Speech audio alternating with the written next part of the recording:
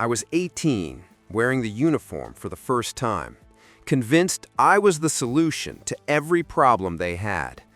I thought my score, my runtime, my ambition, that was my currency. I was wrong. The military broke me on purpose, but not with push-ups. They broke me with 5 blindingly simple, arrogant mistakes I made that first year. These weren't military failures. They were fundamental life failures. And if you're not serving, you're still making them. Because the price I paid in a barracks is the price you're paying in your career, your relationships, and your bank account. Mistake number 1, confusing skill with competence. The first one hit me the hardest. I let my individual skill become a liability. During a field exercise, my team had a simple objective: navigate a 6-point course and rendezvous at a specified grid. I was the fastest runner, the best shot, and I had studied the map until the paper felt thin. So I left them. I didn't wait for the slower members. I didn't check their gear. My rationale was brutally simple. I'll get there first, and their delay won't be on my clock. I reached the grid, marked the spot, and waited. And waited. When the instructor finally arrived, nearly 2 hours later, he didn't debrief me. He just held up a single, discarded water canteen that belonged to one of the lagging recruits. He looked me dead in the eye and said, "Your victory is worthless if your strength creates isolation."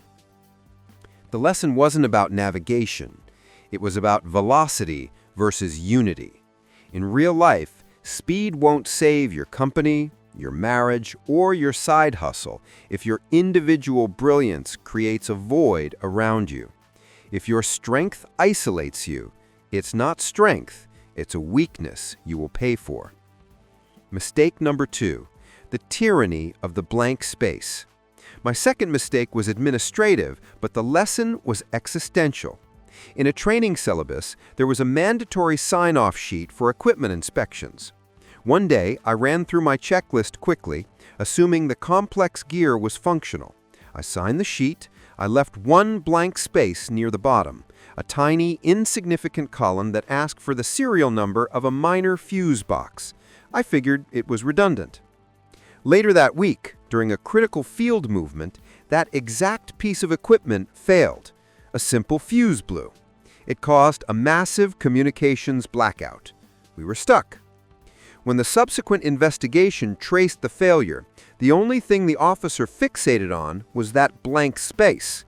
He didn't care about the blown fuse, he cared about the missing data point. He told me, "That blank space is proof you did not respect the process. You respected your time more than the mission. The mission lives in the blank space." That taught me the tyranny of the blank space. It's not about the missing detail, it's about the mindset.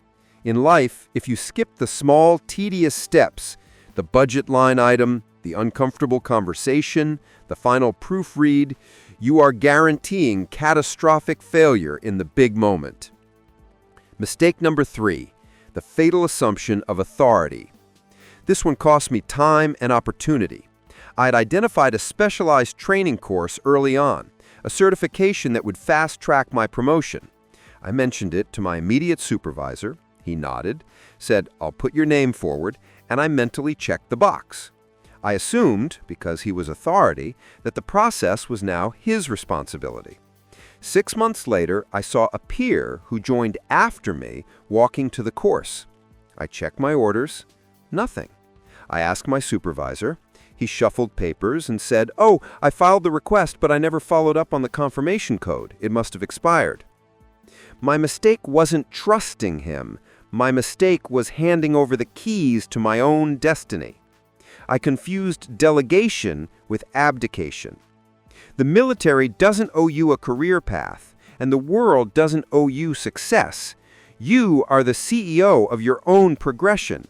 If you want a certification, if you want a promotion, if you want a relationship to move forward, you must own the follow-up, you must track the confirmation, and you must hold the line. Never assume the authority above you is a substitute for the effort beneath you. Mistake number 4, the mental quota. Training is designed to find your mental limit, and my mistake was setting one too early. During a sustained endurance exercise, a non-stop 3-day sequence of drills and patrols, I hit what I thought was my quota. I physically stopped, and in my head I told myself, I've given enough, I can't go another hour. A senior instructor saw me slump against a wall. He didn't yell. He walked over, stood beside me, and simply said, "You are not tired, you are just bored of being uncomfortable." That phrase shattered my self-pity. He explained that when you hit your mental wall, it's rarely your body demanding rest, it's your mind demanding change. It's your brain running out of novel ways to process discomfort. You mistake mental boredom for physical exhaustion. The life lesson is profound. When you are quitting a new diet, a difficult project, or a long-term goal, you aren't quitting because you're physically done. You are quitting because the sustained, repetitive discomfort has made you mentally bored. The only way to win is to accept the boredom of the suck and just continue the function. Mistake number 5, the wait for permission. My final and most critical mistake was waiting for permission to solve an obvious problem. We were in a complex urban training environment. A small structural fire, nothing dangerous, just smoke, started in a designated non-operational area. It was contained, but it was growing. My immediate inclination was to radio command, state the situation, and wait for the official step-by-step fire suppression protocol. My team leader arrived 30 seconds later. He didn't radio anyone. He grabbed the nearest functional extinguisher, put out the fire, and only then reported the incident. Later, I asked him why he skipped the chain of command. He said, "Your rank and your training are your permission slip. If you see a problem you are qualified to solve, the waiting for permission is the problem itself." I was trained and qualified to use that equipment. I had the knowledge, but I lacked the initiative. The civilian world is full of people waiting for their boss's email, waiting for the committee approval, waiting for the next meeting. Don't wait for an official sign-off to execute a solution you already know is correct. Your competence is your authorization. I paid the price for these 5 mistakes in sweat, lost opportunity, and intense correction. But the military gave me something priceless in return: the playbook. These weren't military lessons, they were life lessons disguised in camouflage. If you fix your ego, if you respect the process, if you own your destiny, if you endure the boredom of the grind, and if you stop waiting for permission, you will realize that the only thing holding you back was always you. Subscribe for more video like this one.